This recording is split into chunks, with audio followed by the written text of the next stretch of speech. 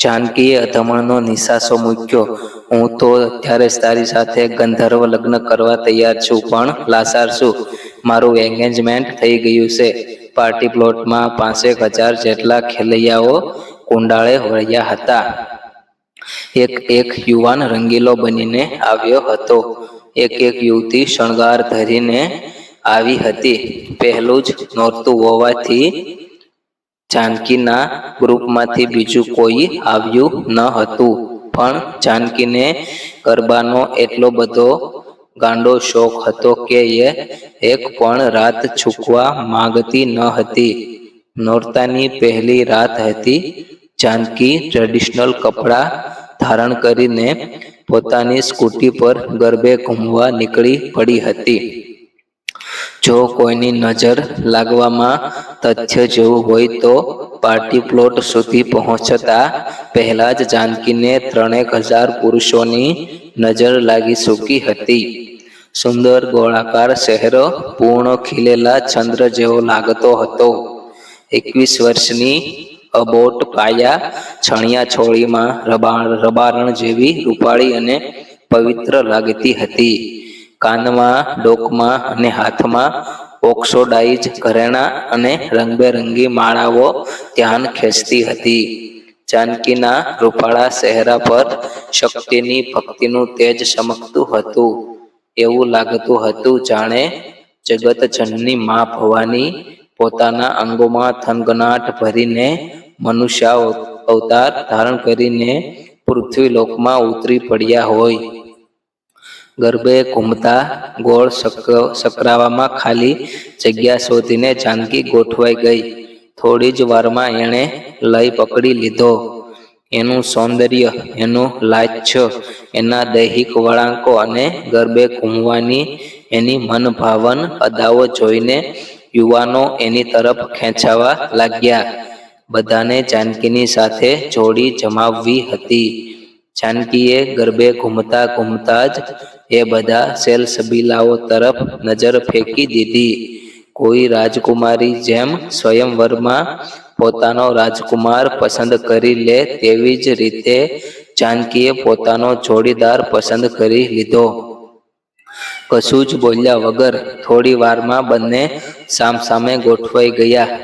એક વર્તુળ માંડ પૂરું થયું હશે ત્યારે પેલા યુવાને જાનકીને પૂછ્યું, શું નામ છે? મેનકા, રંભા કે ઉર્વશી? પરસેવાના બૂંદ જામેલો જાનકીનો ચહેરો હસી ઉઠ્યો. 3માંથી એક પણ નહીં. હું પૃથ્વીલોકની માનવ કન્યા છું, ઇન્દ્રસભાની અપ્સરા નહીં. સારું થયું તમે સ્પષ્ટતા કરી દીધી. હું તો અત્યાર સુધી એમ જ સમજતો હતો કે હું મૃત્યુ પામીને સ્વર્ગલોકમાં પહોંચી ગયો છું. પ્રશંસા કોને ન ગમે? જાનકીને પણ ગમી જ. એ હસીને બોલી ઉઠી, મારું નામ જાનકી છે. તમારું નામ? મારું નામ સમીર. ઓર્કેસ્ટ્રાના કાન ફાડી નાખે એવા ઘોંઘાટમાં શબ્દો માંડ સંભળાતા હતા. વધુ વાત કરવાના ઉત્સાહને હૈયામાં સમાવીને બંને જણાએ બીજું શક્કર પૂરું કર્યું. જાનકીના કપાળ ઉપરથી પરસેવાના રેલાઓ ઉતરી રહ્યા હતા. એ જોઈને સમીરે કહ્યું, થોડી વાર આરામ કરીશું. એ સાથે જ બંને જણા વર્તુળમાંથી બહાર નીકળી ગયા. લાઉડ સ્પીકરનો ઘોંઘાટ ન સંભળાય એટલા દૂર જઈને ખાણીપીણીના એક આઉટલેટ પાસે પહોંચી ગયા. સમીરે 2 મૂંઢા શોધી કાઢ્યા અને ઓર્ડર આપી દીધો, 2 દાબેલી અને 2 ચા. દાબેલીનો સ્વાદ માણતા માણતા જાનકી સમીરની સામે જોઈ રહી અને મનોમન વિચારતી રહી, કેટલો બધો હેન્ડસમ છે સમીર. આની આગળ ઈશાન તો સાવ ઝાંખો પડી જાય છે. પણ હવે શું? ઈશાન સાથે ગયા અઠવાડિયે જ એંગેજમેન્ટ થઈ ગયા. કાશ નવરાત્રી જરાક વહેલી આવી હોત તો. આખા વર્ષની 365 રાત્રિઓ મારા માટે સુહાગ રાત્રિઓ બની જાત. જો અને તોની શક્યતાઓ વચ્ચે અટવાયેલી જાનકીની વિચારધારા અચાનક અધવચ્ચે જ તૂટી ગઈ.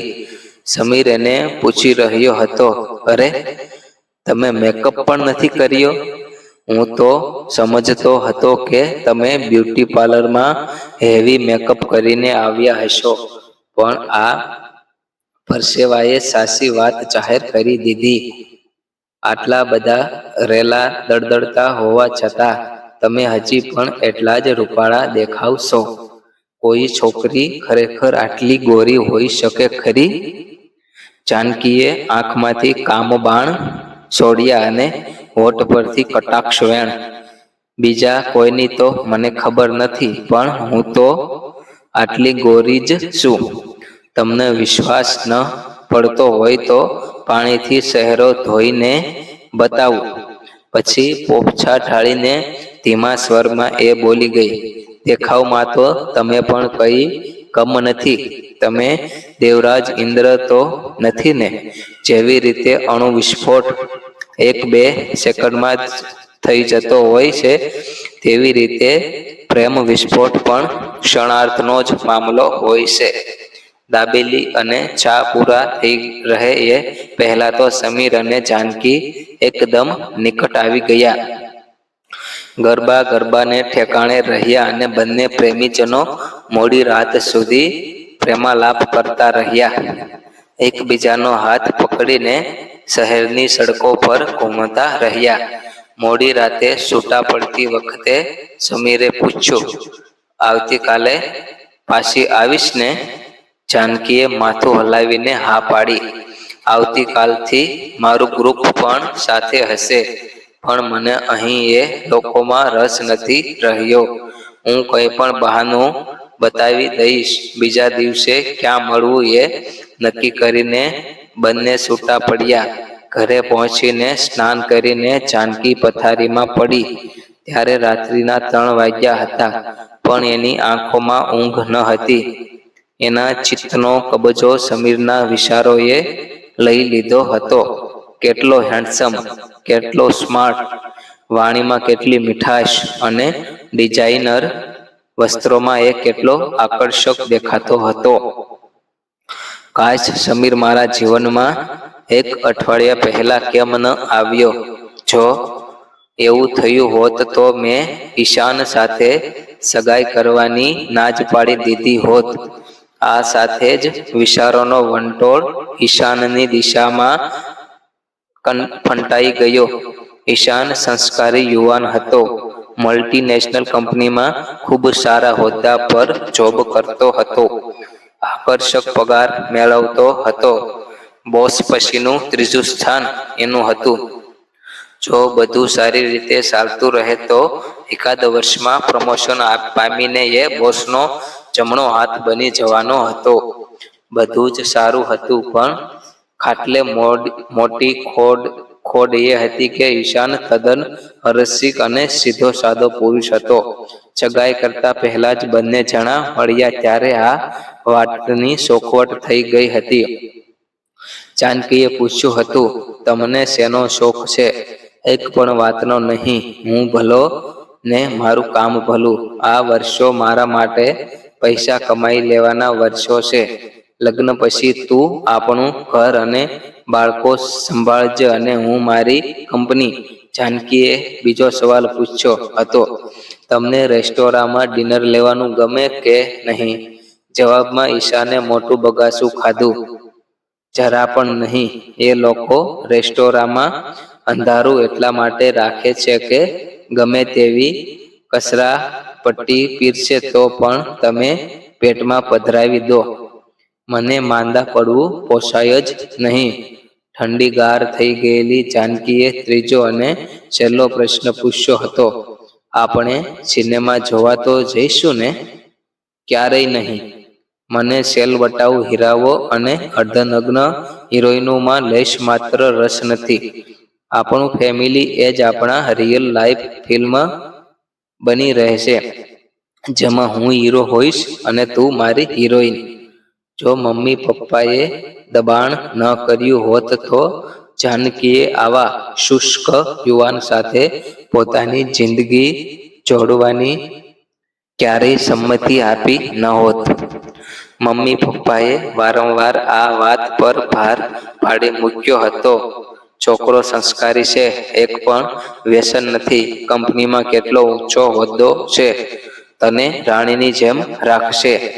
તારે જીભના છટાકા માણવા હોય કે ફિલ્મો જોવી હોય તો તારી બહેનપણીની સાથે જઈ આવજે. ઈશાન ભલો માણસ છે, ના નહીં પાડે. જાનકીએ પણ સ્વીકારી લીધું કે કોઈ પણ સ્ત્રી માટે આર્થિક સદ્ધરતા વધારે મહત્વની હોય છે. ગયા અઠવાડિયે જ સગાઈ વિધિ સંપન્ન થઈ ગઈ અને આજે ઈશાન કરતા 4 સાણસી સડી જાય એવો રાજકુમાર મળી ગયો. નોરતાની બીજી રાતે પણ જાનકી અને સમીર જોડી જમાવીને ગરબે ઘૂમ્યા. પછી એકબીજાને વળગીને સૂમસામ સડક પર ફરતા રહ્યા. નોરતાની ત્રીજી રાતે બંને વધુ નજીક આવી ગયા. સમીરે હૃદયની લાગણીને શબ્દોમાં વ્યક્ત કરી દીધી. જાનકી, તું મારી સાથે લગ્ન કરીશ? જાનકીએ અધમણનો નિશાનસો મૂક્યો. હું તો અત્યારે જ તારી સાથે ગંધર્વ લગ્ન કરવા તૈયાર છું, પણ લાચાર છું. મારું એન્ગેજમેન્ટ થઈ ગયું છે. તું તારા ભાવિ જીવનસાથીથી ખુશ છે? જરા પણ નહીં. માત્ર એ સારું કમાય છે એટલું જ, બાકી બધી રીતે તારી સામે ઝાંખો પડી જાય છે. શું કરે છે એ? સમીરે વાતમાં રસ લીધો. એનું નામ ઈશાન છે. એક્ઝિટોન કંપનીમાં એ સારા હોદ્દા પર જોબ કરે છે. સાંભળીને સમીર સમજ્યો. કઈ કંપની કહી? એક્ઝિટોન? એ તો મારી માલિકીની કંપની છે. ઈશાન મારો જ એમ્પ્લોયી છે. એ બોછિયા જોડે તું લગ્ન કરવાની છે? સમીરની વાત સાંભળીને જાનકીના રૂવે રૂવે રોમાંચના દીવા પ્રગટી ઉઠ્યા. ખરેખર તમે એ કંપનીના માલિક છો? તો મારે ઈશાન જોડે મેરેજ નથી કરવા. માલિકને મૂકીને કર્મચારી જોડે કોણ પરણે? સમીરે જમણો હાથ લાંબો કર્યો. જાનકીએ એ હાથમાં પોતાનો જમણો હાથ મૂકી દીધો. ખુલ્લા આકાશના માંડવા નીચે બંનેનો અથેવાળો ઉજવાઈ ગયો. સમીરની આંખમાં તોફાન છલકાયું. હવે સુહાગરાતની ના ન પાડતી. હવે તું મારી પત્ની છે. જાનકીએ પૂરેપૂરા સમર્પણ ભાવ સાથે કહી દીધું. તમે એવું કેમ માની લીધું કે હું ના પાડીશ? અને સમીર મધરાતના સમયે મધુરજની માણવા માટે એના મિત્રના ફ્લેટમાં જાનકીને લઈ ગયો.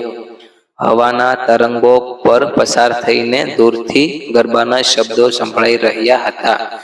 રંગલો જામ્યો કાલિંદડીને કાંઠે અને બંધ ઓરડામાં કાયાના કાંઠે સમીર નામનો રંગીલો પુરુષ રંગલો જમાવી રહ્યો હતો. વહેલી સવારે પીડાથી કરાંજતી જાનકી ઘરે પહોંચીને ઊંઘી ગઈ. બીજા દિવસે એણે વોટ્સએપ મેસેજ કરીને ઈશાનને જણાવી દીધું, sorry, I breakup with you. મને મારો મનગમતો પુરુષ મળી ગયો છે. તારા કરતા એ બધી રીતે ચડિયાતો છે. એનો ફોટો હું મોકલું છું. ગઈકાલે આખી રાત અમે સાથે જ હતા. ફોટો જોઈને તું ચોંકી જઈશ.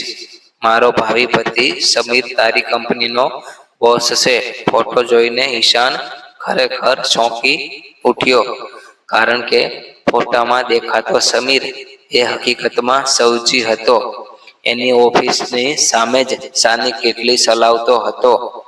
356 દિવસ લગર વગર ફરતો સૌજી નવરાત્રિમાં ભાડાના કપડાં લઈને સજી ધજીને ગરબે ઘૂમવા નીકળી પડતો હતો.